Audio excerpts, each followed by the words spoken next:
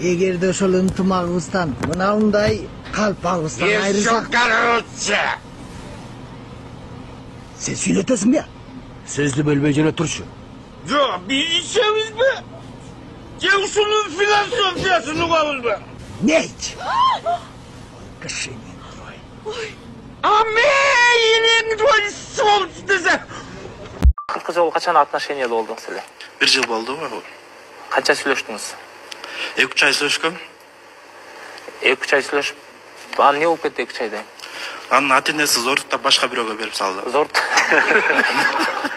Ошо кезде төшөккө басып кирип алды эми. Муну ошондон айчылып, курулдой көзүн кылгыртып, койгойлоп атып, кылдыртып, кылгалдоо көзүн кылгыртып. Ошо Аташкаттагы биз сөзүз кандайынан күйө бала деген кино тартканбыз биринчи жолучу. Анан ошону реклама кылып коесуздарбы деп келгенбиз. Молодцы. Реклама $1000 болот, бирок. Кандайча $1000?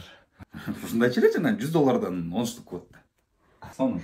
Биз силерди өкүл балдарың арбайбыз деп кичине поддержка кылабы деп келгенбиз да. Поддержка болгондо эмне? Үйлөнгөндө силерге шакек бербедик беле? Билесиңерби? Еще бежевый кофта бергенбиз, билесиңби? Сага тик золотистый эме жолук салбады беле? Ата силер деле кино тартып жүрөсүңөр, рекламага берип атасыңар ошо. Акча бир аз тартыш болуп калат, анан ошо. Эми тартып жүргөндө эмне? Биз акчасын эле тартып турабыз да. Баарын эле акчага сатып алабыз. Баарына блогерлердин баарына акча беребиз. Эмне эле болуп атасың эми?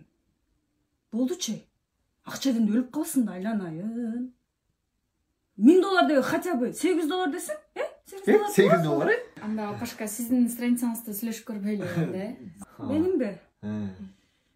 Жок, болбой калат го дейм. Меники деген $1000 кем эмес да, эми түшүнөсүңөр, айкош өлтүрүп саласың. Айкош урушат.